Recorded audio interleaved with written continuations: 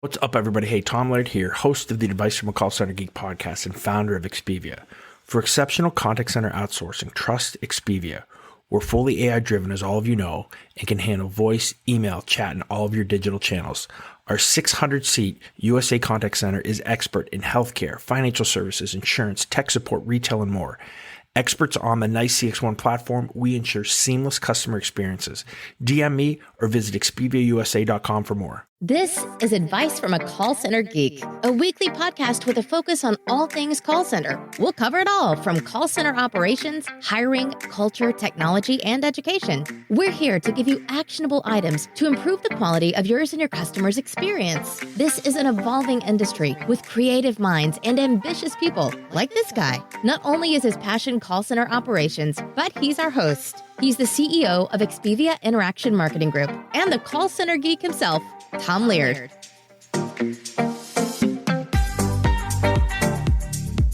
Welcome back, everybody, to another episode of Advice from a Call Center Geek, the call center contact center podcast, where we try to give you some actionable items to take back in your contact center, improve the overall quality, improve the agent experience, hopefully improve your customer experience as well. My name is Tom Laird. I'm the CEO here at Expivia Interaction Marketing. Expivia is a 600-seat call center outsourcer located here in northwestern Pennsylvania. How's everybody doing? I'm excited about this episode. I do this about once a year, and it's about this time of year, spring, kind of getting into early summer, where I start to put all my thoughts on for some of the talks and some of the things that I'm going to present at some of the conferences that I will be at and some of the user groups and those kind of things. And I kind of end up mashing this stuff all together. Some you guys have heard me talk about this stuff before. Some you have not. So this kind of started with, I don't know, probably about 4 or 5 years ago. It was pre-COVID. As most of you guys know, I do coach high school basketball, and I would go to clinics. Hubie Brown, I always loved Hubie Brown, one of the greatest clinicians, I guess, of all time. Right. And he got so good and so big and so confident with himself that he would basically just say, hey, listen, I'm not going to talk on offense. I'm not going to talk on defense. I'm going to talk about anything that I want to talk about. Every single thing that he did in these like 5 to 7 minute segments, he would add a ton of value. And I always got something really cool from it. So I want to do that for you guys today. I want to give you about 10, tips. Some are based on technology that maybe you've heard me talk about before. Maybe you have not. Some are some things that we are doing in our contact center to help with attrition, to help with agent efficiency, those kind of things. So want to kind of just throw everything at you here with some things that I think can add value. The first thing, and I'm going to share my screen here or kind of bring this thing up. And again, I'm live on LinkedIn. LinkedIn, you guys see me and I'm going to be able to post this stuff. TikTok, you guys just see me. You don't see my screen. But if you have any clients, I'm just reading a question there. Any questions, please on either front, hit me up and I'll try to answer them as best as I possibly can. Okay, let's start with this. I want to show you guys this because I just did a post on this and I think it's pretty cool here. Let me bring this up. Okay, so and hopefully you guys can kind of see this. I have been doing some videos on occupancy lately and talking through how efficiencies should really work. And, every time that I talk about occupancy or I talk about those efficiencies, it does get, a lot of comments on LinkedIn on some of those posts. So the really cool thing is I just had a colleague, and again, I know this is kind of maybe foggy on here. Maybe I don't know if I can make it any bigger, full screen layout. Maybe I'll just put it in front of me. Yeah, there you go. Let me talk this through. Is talking about not burning our agents out. Talking about what is the proper efficiency levels. I'll just show this real fast. Basically, what this says is they were running in January, February, March, April, May, June. They were running their contact center at extremely high levels of occupancy, meaning their agents were in working states 90 to 95, sometimes higher than that percent of the hour, which means 52, 53, 55, 57 minutes out of every single hour they were working, right? Which is that efficiency level is unsustainable. It's too high. You could maybe do it for very short increments, but not even for a day, right? Or you're gonna burn people out. They charted their attrition, and their attrition was much, much higher. once December happened of this year, December, January, February, March, April, I'm sure they didn't really get too deep into it, but adding agents, looking at some after call work things, looking at how they're scheduling, right? They lowered their occupancy to 75% out of the hour, which I think is where things should be, right? That means your agents are talking or in a working state about 40 to 45 minutes out of the hour. They have 15 minutes where they can kind of, through that hour to kind of catch their breath. Their attrition rates almost fell through the floor, right? So for two of these increments, they didn't lose anybody. Their lowest level at 2% attrition, right, was numbers that they really have not seen on average at all, right? Was some of them peaking at 5, which is more than double that during those high occupancy times. So there is an absolute 100% correlation, not just from this, but everything that I have seen, correlation between lowering your occupancy, keeping it at a certain level, having your agents not be burned out. I think that this is a really, really important thing to take in because number one, I don't think a lot of you are doing this on purpose, but a lot of you are not tracking what your occupancy is. A lot of you are just, saying, okay, we're just going to go take calls. When you have to be able to monitor this, you have to be able to use it as one of your core stats, right? Because not only does it show how efficient you are, but it shows, how hard you're working your agents as well. So I think that was a really cool stat, something really cool that I definitely wanted to share. And I think a good way to kind of kick this thing off. So that's the first thing that I wanted to talk about. The second thing is I want to get into, again, some of these analytic things that I've been talking about. Let me pull up my notes here. So the first thing or the second thing is I want to talk a little bit about culture. I'm not going to get deep into it. I've done full episodes on how to kind of develop the culture of your contact center, how to actually define it, then how to incent, how to hire, how to do all these things with it, right? But I want to talk about the incent piece right here. And again, using analytics. You need, if you have any type of analytic tool that you are using in your contact center, you have to brainstorm some awesome ways to use it, right? Don't just use it for customer sentiment, agent sentiment, and trending keywords, right? And maybe some frustration things, right? But think about some really cool use cases or some things that you want answered in your center. Remember, this isn't just analytics to tell you what customers are saying, what your agents are saying. This is analytics to help you make your contact center better. And one of the best ways that I think you can do that is by incenting customer service agents off of sentiment. Taking positive sentiment, those agents that are 80% plus, and that's kind of what I've seen. Now we're using Nice CX1's interaction analytics. I like to say anything above 80% is a positive sentiment is kind of where we're at because again, not everything is perfect with it. So we want over 80%, less than 5% negative, right? Over 80% positive, less than 9% negative. And if we have agents that do that and we look and we have a large swath of our agents that are doing that, we want to incent them and pay them more. Before, again, only your cross-sell, upsell, QA, those type of hardcore metrics, right, we were incenting agents on. Now, right, with analytics, we can take a step back and say, wow, we can do some things to prove that our agents are speaking the right way, are talking the right way. And if they are, and they're handling our customers the right way, then we should pay them more. So I think that's a really cool and unique way to incent your customers. The other thing, speaking on this analytic deal, is one of the things that we've seen now is there's a little bit of an economic upheaval. I don't want to call it a full downturn yet. I haven't really seen it, but there's some rumblings that are going on with inflation and some of these. There's some just a little bit of uncertainty out there. So we've seen a lot of our clients try to buckle down. And one of the ways that I think, again, using analytics, that you can go to your higher ups, you can maybe save money, save headcount. If your contact center is in that, like, hey, we have to lower headcount, right? We have to lower costs, one of those things. How do you do that the right way without just saying, all right, we're going to get rid of Janie, Susie, and Jimmy, right? And one of the way, and also ticking customers off, right?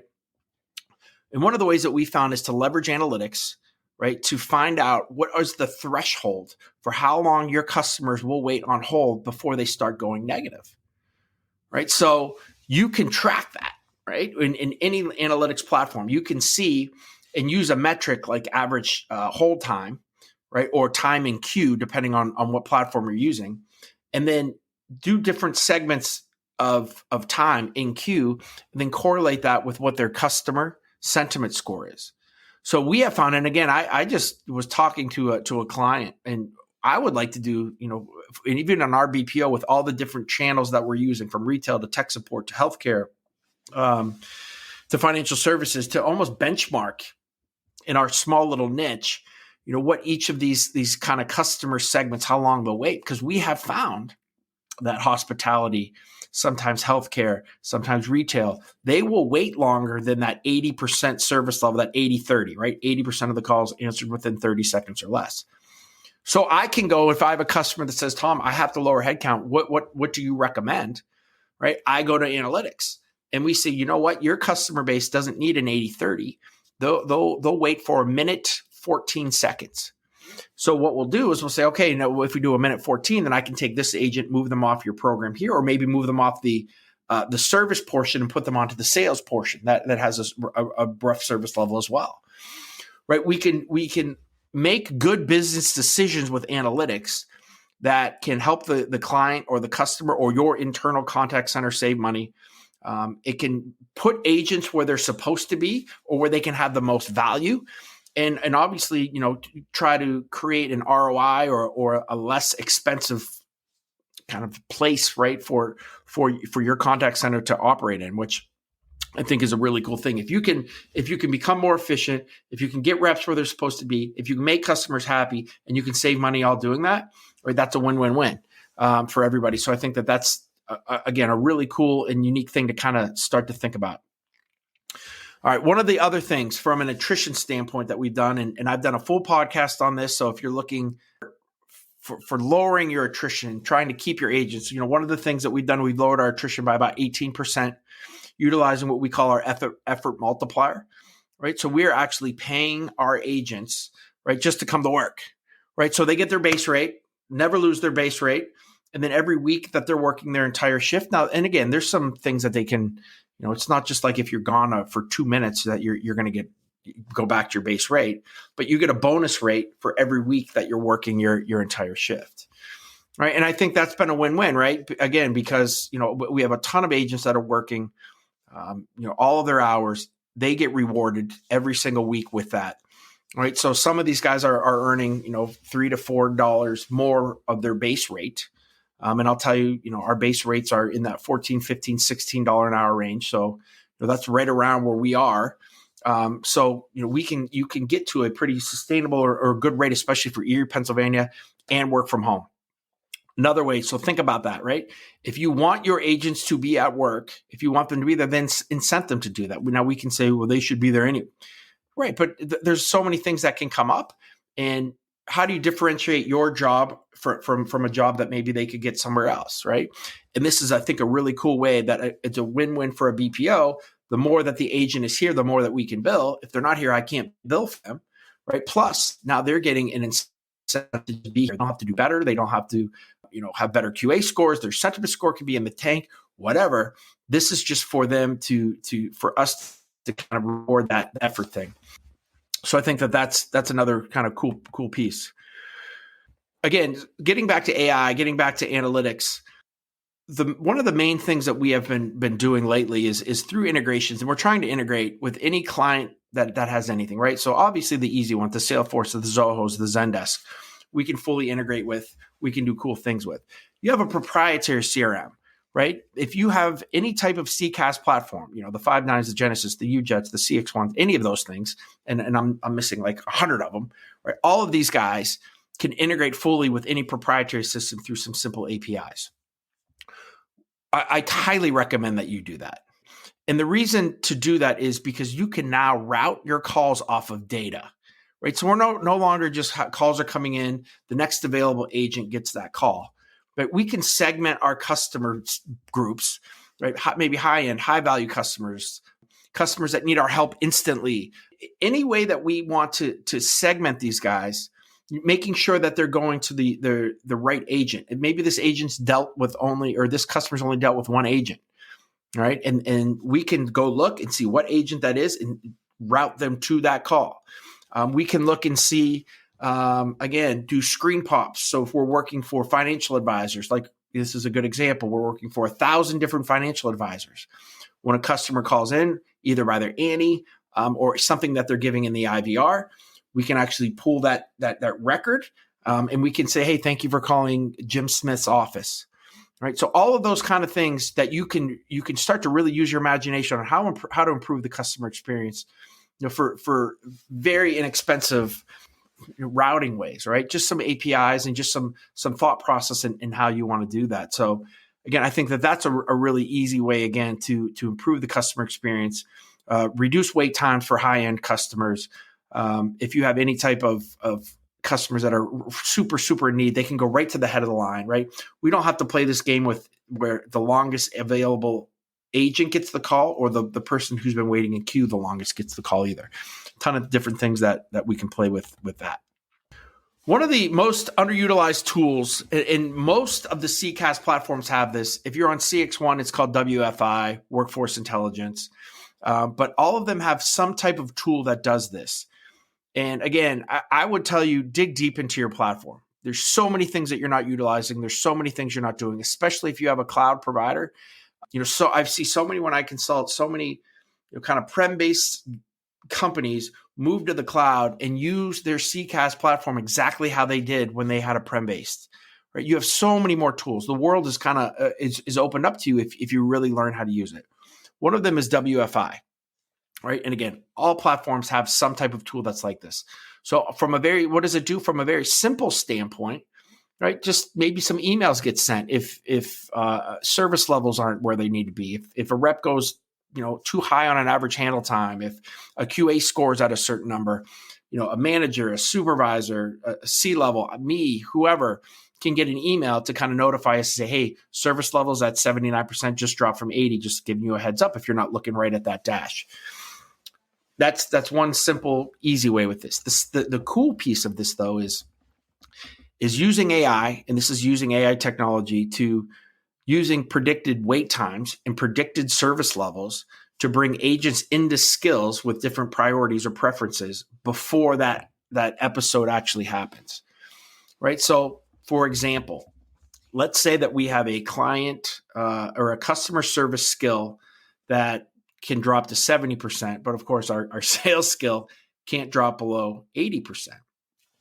So right now we're doing fine on our customer service skill, but the system sees that there's 7 people in the IVR that are about to come to this sales queue, right? And it's at a 81% right now, and if all 7 of those calls come, this thing's going to drop below 80%. So what this will do is instantly move agents from here, bring them over to our sales skill, right? Be able to handle that peak of calls that are about to come, right? And then let's say, good, we go back up to 83%, then it'll move them back instantly back to here. So there's so many different use cases that you can do with a workforce intelligence, from moving agents in automatically to almost quote unquote, I can guarantee a service level. If you have brand new agents and you say, hey, listen, if Janie, Susie, and Jimmy go over 7 minutes of handle time because the average is 550, then we're going to lower their preferences, right, from a 1 to a 3, right? So they don't take as many calls. So maybe it won't tank my entire service level for that day or my average handle time that I got to show to a client or to the higher ups. Really cool tool that everybody has that nobody utilizes that you need to learn about because it's there. And ask your account rep, make sure you get taught about this. It's been a life changer for us, especially when we have a client that has 4 or 5 different types of skills and wants things to be kind of level loaded, or they want one to have a huge preference over the other. We want to do that without tanking these other things. It's really easy if you want to just hold one kind of high and you keep that 80%, but then you can't crush the other skills as well. So again, another tip that I have for you there.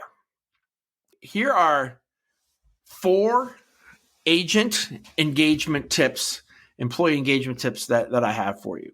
Number 1 is one of my favorites, and it's evolved now to us using Monday.com with it, right? But we had a clear dry erase board in one of the offices here that we ended up not really utilizing. So we made that kind of our culture or suggestion board.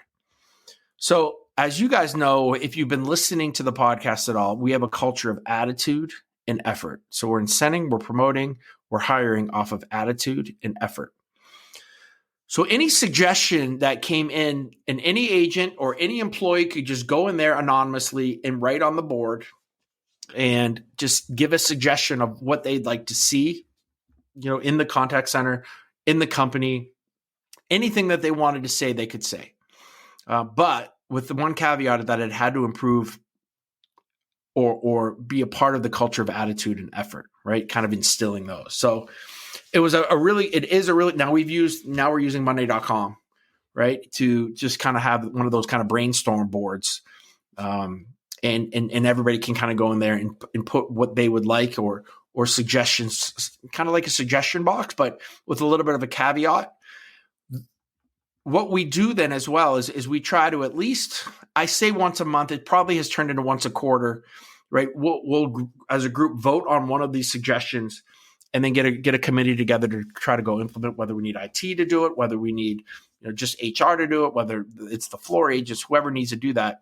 We try to kind of go instill, and then we give a little bit of a bonus for anybody whose suggestion that was, if they want to come forward, because sometimes people don't want to come forward because they think it was stupid or it was a little bit aggressive.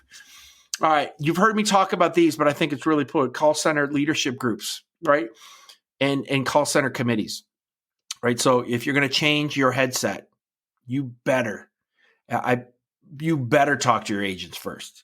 Do not just think that because a headset is more expensive and quote unquote more comfortable that they are going to like it. There's so many things that go into the headset, from, how do you deal with certain hairstyles, right?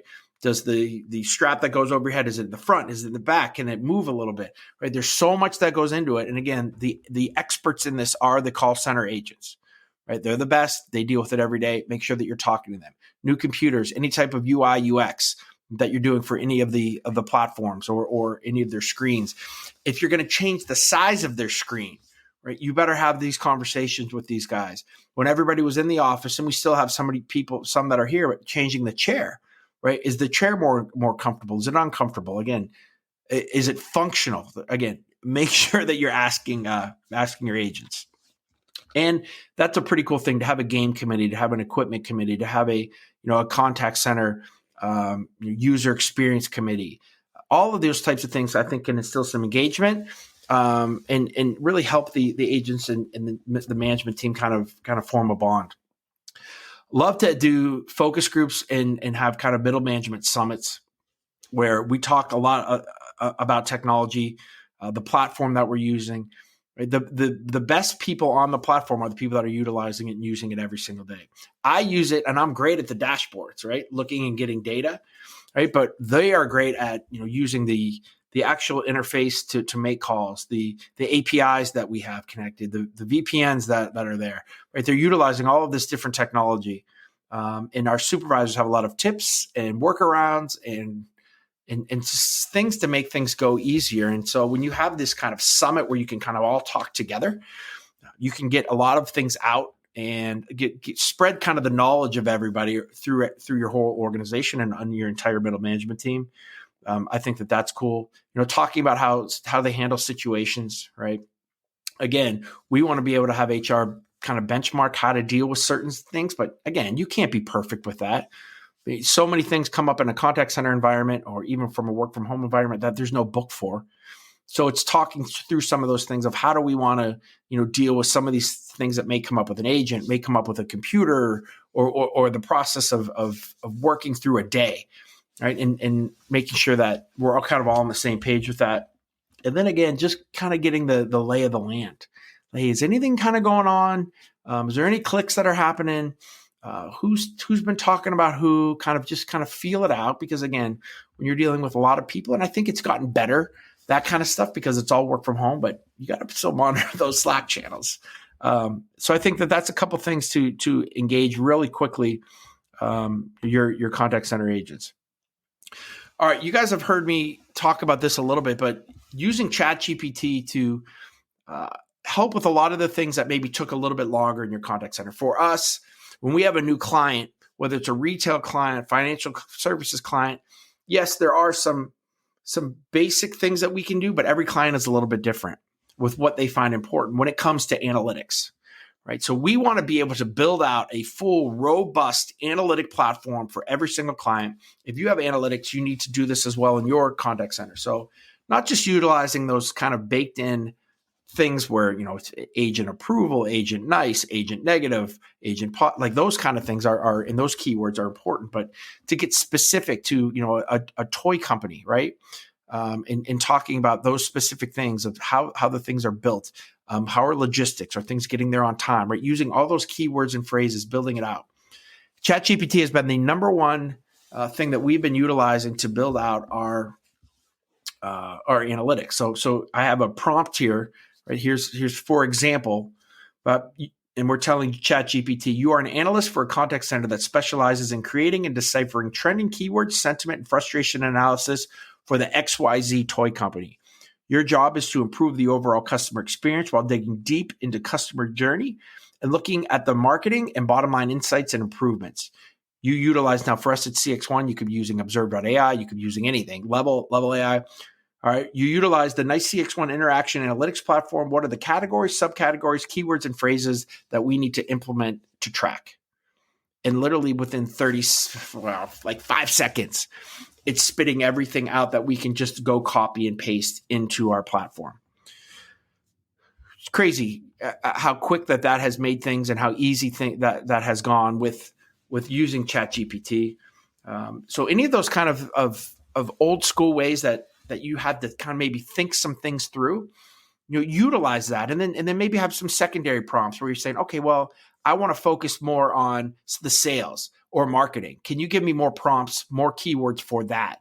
Or I want my CSAT and my NPS to be high with my sentiment. What are some things I can track and keywords I can track to make sure that is on point? Really cool stuff. The other thing I would tell you too is I know like on our expiviausa.com, on our website, we have an Erlang C calculator that you can utilize for your staffing, right? If you're just using a spreadsheet, I would ask ChatGPT, and I have a post on it from before, ChatGPT 4, to create you an Erlang C calculator. Give how many calls that you have coming in at each interval, what your average handle time, give it all of that stuff, and it will just spit out what your staffing should be. You can think that through and how many different ways to forecast, how many different ways to get your staffing, get all that stuff done. I think is a really cool use case again for ChatGPT, but I love it for building on analytics. Things that took us maybe 3 or 4 days to have meetings and kind of think things through, have conversations with the client. But we can at least have the baseline build out done now, before we go and talk to anybody. I just want to talk too about, again, if you have any CCaaS platform, please understand that, first of all, I think omnichannel, I just did a little thing on this. If you're thinking about going omnichannel, and let's talk about that for a second.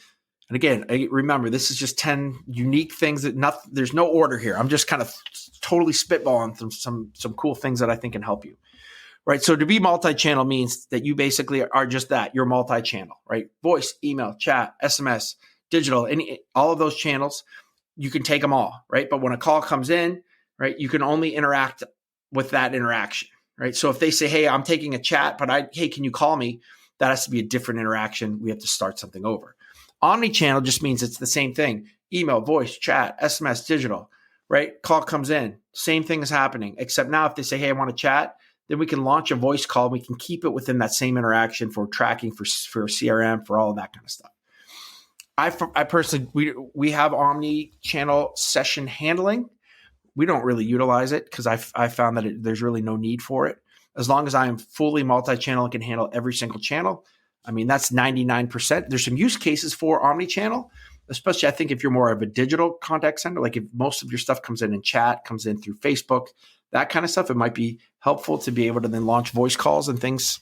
But to be honest, I don't think it is. So having said that, please realize, again, if you have a CCaaS platform, it is extremely easy to add channels, right? Don't think like, oh, we're just we have voice, and I'm petrified of chat. Chat is the easiest thing you can possibly add to your website.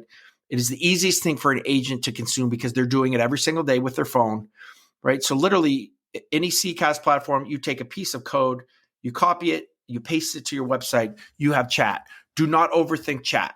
Chat is extremely easy to do, and it should be done on every single website in every single company.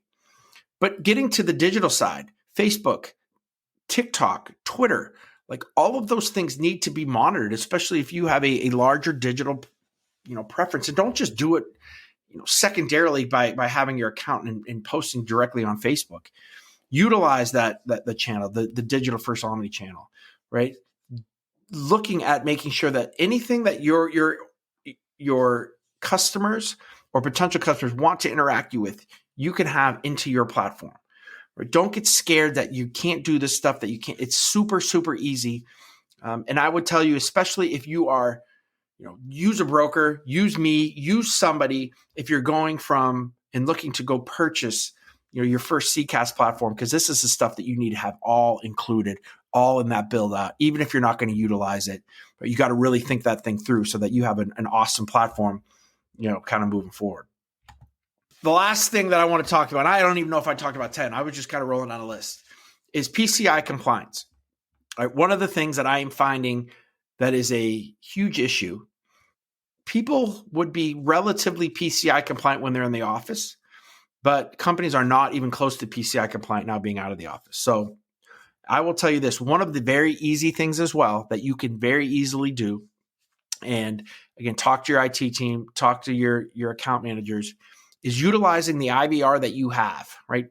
You don't need any type of special software for PCI compliance. Utilizing the CX1, the Genesis, the 5.9, utilizing the IVR that you have to have customers use that as their portal to input credit card information and fill it into your data set or your CRM. It's the easiest thing ever. Customers, I think that it's very difficult. It is not difficult, and it will save your ass, right? From a standpoint of not having credit card information to be viewed, right? You could have the best agent in the world, but if their roommate walks behind you while you're reading a credit card or typing it into the screen, and whether they got a photographic memory or they got a pen with them, right, you're in trouble if they take that credit card and go do something with it. So for literally 2 hours worth of programming and maybe an hour worth of training with your agents, you can be fully or as PCI compliant as maybe you need to be, right? With having no agent be able to hear a credit card number, have no agent be able to see a credit card number, and have it just fully fill into the screen with the last 4 digits.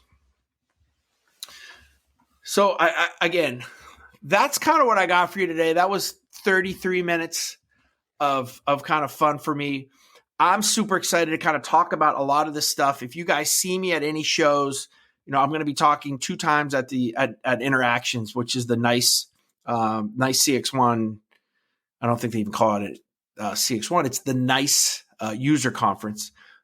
July 5th through 7th. I'm speaking twice, one on the Expivia Digital stuff where we're doing the moderation for NFT, Discord, Web3 projects.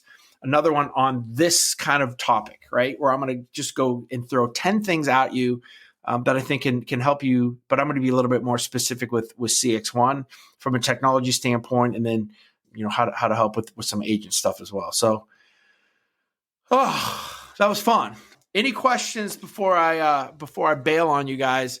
Doug and Sean, thanks for the comments here on LinkedIn. I know I had a couple of you guys that wanted to join me on TikTok, and I appreciate that, but I was kind of in the mid-flow. If anybody wants to join me now and has anything you'd like to say, I'm more than happy to kind of take any questions or anything that you guys may have. But if not, thank you guys. Thank you guys very much. I'm pretty fired up about this episode. Again, I love episodes that I think we've been so focused on technology and call center conferences and on AI. I'm so AI'd out, and I hope you guys are. I hope you're AI'd out, but I know you guys are too. So again, hopefully that this helps you and improves the contact center. I'll talk to all you guys next week.